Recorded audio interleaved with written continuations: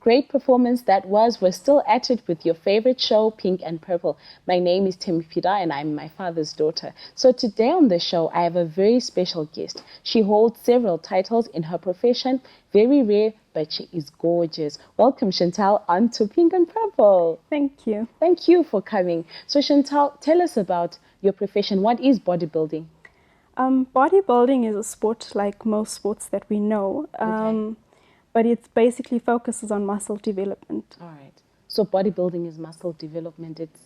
Yes. Okay. But it's a sport. Yes, it is. All right. Interesting. What got you into bodybuilding? You could have been a model. You just a model, like pageant model or something. So what got you into bodybuilding? Well, basically what happened is, like most women do, I wasn't happy with my weight. All right. And are you saying you were big? Yes, I was. Okay. Right. I was, but not like really big. But you were not happy with your weight. Big, yeah. Right. So I joined a gym and I started training, and then I actually didn't know about bodybuilding. I didn't know there was such a sport. Right. And in my training, because I was consistent and that my fitness coach, who actually used to be a competitor as well, he introduced me to the sport and he just said, "Don't you want to try this?" I was like, okay. Why not? Then that was it. I just fell in love with it. Okay. So bodybuilding on its own is a sport. It's different from just going to the gym to work out. Yes, it is. Okay. Right. How does society embrace that? How does it look at bodybuilders? When I first started, it wasn't really, there was like a lot of judgment to it, especially because as a female bodybuilder, you wear bikinis on stage. Right. And there's pictures being taken and it's being posted on social media and shared everywhere. So there was a lot of judgment to like, how can you do that? You're exposing your body for everybody to see, you know. So they weren't really open-minded about it. Right. But like as time went, it became a thing of, oh, we admire you, that looks nice, oh, you're so brave to do that, and that sort of thing. And how do men look at it? I mean, you know, sometimes men feel, no, she's too strong, I don't like that. But how do they handle it? Maybe in your relationships, if any past or whatever. I think men have like, there's men that like it and there's men that don't. Okay. So when I started, I was actually in a relationship with somebody, and when I started competing, obviously his friends and whatever would be like, look at your girlfriend, you know. She's macho.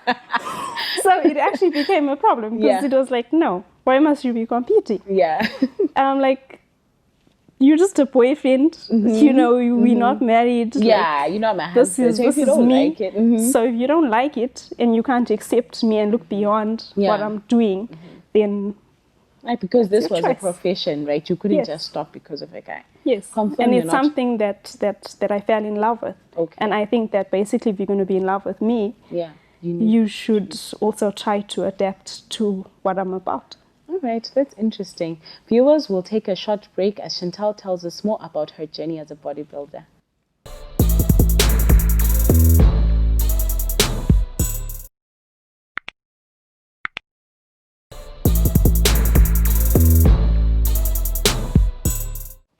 Welcome back to your favorite show. You're still watching Pink and Purple. And I'm here with Shantel, who is a professional bodybuilder. Shantel, so you've been in this industry for 4 years now, and you've won these awards and more, I'm sure. Yes. Please tell us about them. Take us through each and every one of them. Okay, I started competing in 2014. Right. My first competition was Miss Novus in Harare. Miss Novus. Okay. That's basically the competition that's like for beginners. All right. So that was the first one, and then I did a lot more like Miss Bulawayo, Miss ITF, Miss Ironman, Miss Zimbabwe. And you were coming first in all these? No. Okay. Actually, that was my first year. So Bulawayo, ITF in the first year, I came first and second, I think. Right. Ironman, I came second. And then my first Miss Zimbabwe, I came fifth. All right. So, but as the next year, everything was basically first, second. So you were Miss Zimbabwe and Miss everything? Yes, I've actually won Miss 3 times now. Oh, awesome. Yeah. And how did that feel, that moment when they say Shantel Bhatch is Miss Zimbabwe? It's amazing. It's like, you know, it's just like, whenever you go and compete, you don't know who you're going up against until you get there. And you don't know also, it's not just about how the next girl looks, but it's also about what the judges are looking for. Right. And so it's just when they call your name and it's you, it's just a surprise, and it's like, okay, it must have been a great moment. Yes, it always is. Every show is different. People think that every time you're on stage, you get used to it, and the next competition is just like, you know, but it's never like that, because even when you're prepping for a competition, you're always like, am I ready? You know, what about this? And you're always looking at yourself in the mirror, and you're looking at yourself from every angle, like, and you're like, maybe this, maybe that. And you just never feel ready for competitions, and you just go on stage and just hope that you are. All right. And do we have enough support structures for bodybuilders in Zimbabwe? I would say no, because bodybuilding it hasn't been recognized as a national sport. And there's, you know, in everything, basically, most of the competitions is like self-sponsored. Right. And there is a national team that gets selected to travel and present Zimbabwe outside and you've of the been country. Outside the country? Yes, I've been once to South Africa I competed in a WFF, it's a different federation, but same thing. Okay. And I've been selected for the national team the past 2-3 years. Okay, awesome, interesting. So Shantel, are there any sponsors and lucrative endorsement deals for bodybuilders? So far in Zimbabwe, not that I know of. Personally, I haven't had any. So it was basically all self-sponsored competitions. All right. So no company has ever approached you to say they want you to advertise? No, Okay. I haven't had that yet. All right. And the competitions, are they adequate enough for every other bodybuilder? Yes, I should think so. Okay. I think that they are kind of improving All right. in like the prize giving and stuff like that, because the amount of work that you put into preparing for a competition and what we actually used to get out of it was like, it was basically you just doing it for passion. Okay. But I've noticed that the prizes have been improving because there's more companies coming on board to support the actual competitions. All right. Yeah. You mentioned earlier that when you're preparing for your competitions, there's times when you think, I'm not toned enough, I'm not strong enough. Tell us about the highs and lows, other highs and lows of your career.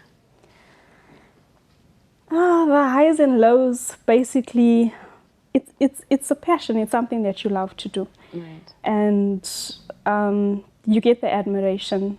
You get, some people respect you for it because it's hard work. I mean, some people will go to the gym for a day or two and be like, oh no, I can't do this. Okay. And you doing it consistently 5-6 days a week. The lows, basically, about competing is that, like, it's a lot of mind over matter, and there's a lot of situations where your body and your mind will argue with each other. Right. Like, your mind is like, I need to do this, and your body's like, I can't do this I'm anymore. tired, yes. And then if you don't have like the motivation, sometimes you just have to have the discipline. Yeah. So a lot of it comes with discipline, because you can't eat this, you can't drink that, you can't do this, and you no matter how you're feeling every day, you have to get up and you have to go work out. All right. And how long did you have to prepare for your first competition? You said it was Miss Nervous. Yes. Yeah. How was it? How long? How much did you put in? How was it like? I had actually been training for about 5 months or so before I went to compete, but the actual preparation took about 6 weeks. All right. That was basically adjusting the training schedule and the diet. All right. Okay. So in the next 5 to 10 years, you've been doing this for 4 years. Yeah. So in the next 5 to 10 years, where is Shantel going to be? I don't know. And what is she going to look like? Or what do you want to look like? I'm trying not to, like, in bodybuilding, there's like different categories. Right. Like, you start off with beach bikini, which is like a softer, finer look. You look good in swimwear, basically. But it will still show that you work out or you take care of your body. And then as it goes and the more you're training, your body obviously develops more. Okay. So you go into like bikini fitness, which is where I'm at now. So I'm trying to stay in bikini fitness because the more levels you go into, then you go into the bodybuilding and the physique, which means you get harder, you get more muscle definition, you get 6 packs and all this, which I'm trying not to go into. All right. So what do the judges look at when you're competing? What do they want to see? You're talking about not having too much muscle, what note? They look for, depending on the categories, they basically look for symmetry. Okay. Like your right side is the same to the left side. Have you been training? They can actually tell your diet from what they see on stage. Your skin tone, your presentation, the way you walk, the way you present yourself on stage. And they compare you to everyone else. And basically, sometimes they look for size, sometimes they look for definition. All right. So it basically depends on the judging panel at the time. All right, so it doesn't matter how big or small you are, it's what they're looking for. It's what they're looking for specifically for that category. Interesting. We'll take a short break. Please do join us after these messages.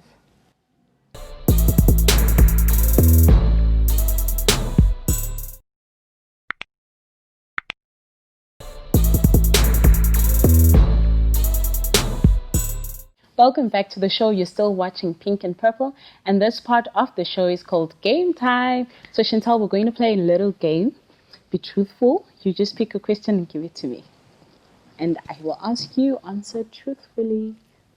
No this cheating. Should be interesting. It is.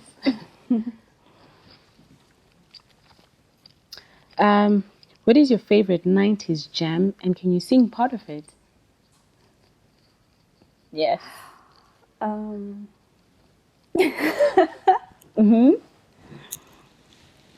Aish. My favorite 90s jam would be,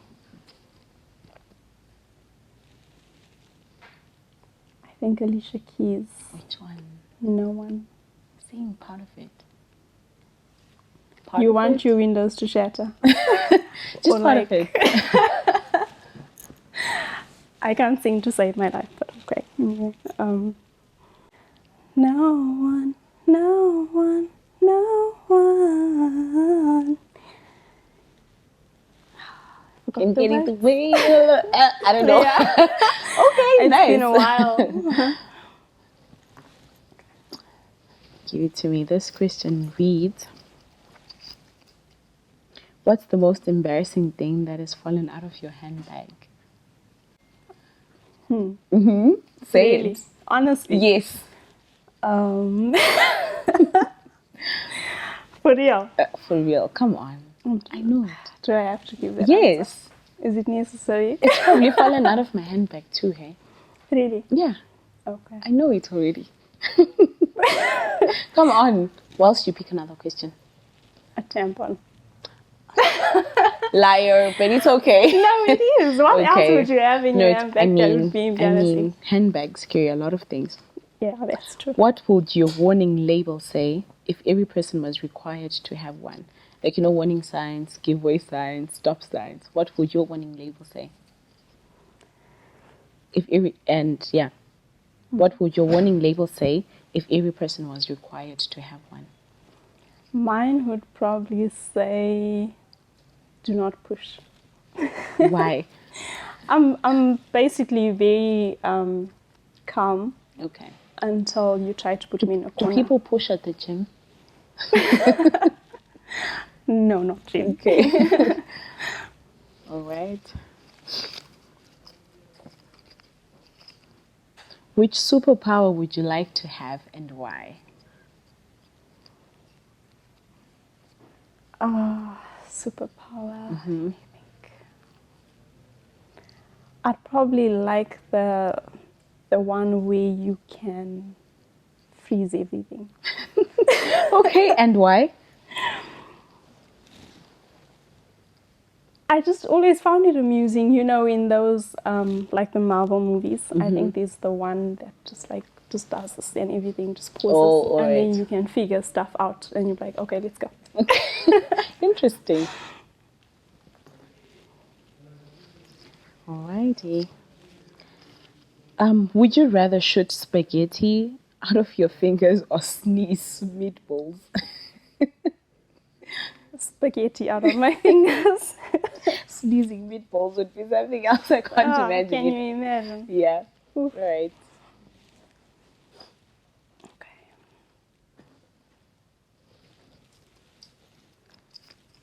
Okay.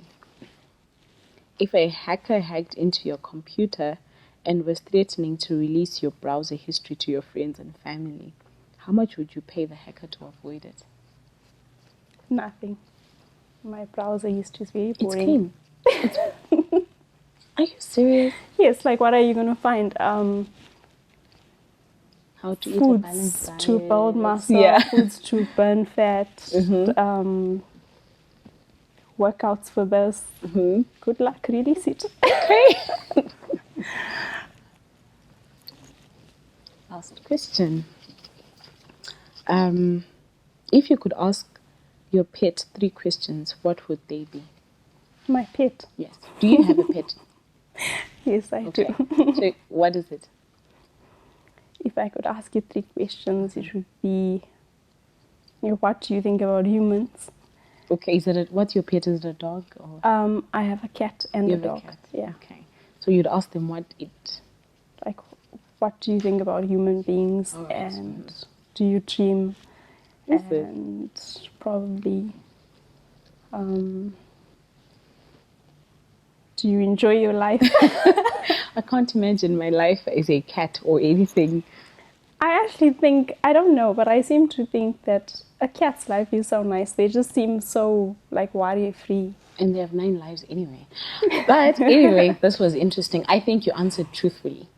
Yeah, Right. I did. Okay, interesting game. Thank you so much. So, Shantel, there's people who want to be bodybuilders, obviously. Bodybuilders, I mean to say, out there. What does it take? What do they have to do? What do they have to eat? Well, depending on where you are physically when you want to start, because some people need to lose weight first. All right. And then you need to build the muscle. Okay. So your diet will change from eating less carbs to adding protein-rich foods, because your muscle basically thrives on protein meals. All right. And fat thrives on carbohydrates. Right. So it's basically like a lot of juggling your meals to get where And you're as trying much to as you're get going at. to work out, you need to Yes, have a balance. yes. You can't just go to gym and expect the gym to work on its own. All right. It's basically more what you do at home. Okay. And what do you have to say, last words, to people that are watching? I hope that I continue to inspire people. And I know that as women, it's always hard to be in sport. Yeah. Because women have a lot. Yeah. They have families, they got work, they got, some have kids, like I've got 2 sons. Right. And you need to basically try and juggle everything. All I can say is just be strong and keep at it. All right. And you've been able to balance, obviously, family and work. Yes. All right. Interesting. Thank you so much once again for coming onto the show. And I'm sure you do have social media pages. What's your handle so that we follow you? Okay. Facebook, I'm on Facebook as Shanti Shants. Right. And on Instagram, I'm just _Shants. All right, awesome. Thank you so much once again, Shantel. Viewers, thank you for watching. This is your favorite show, Pink and Purple. From me, Timmy Piran, the crew behind the scenes. Goodbye.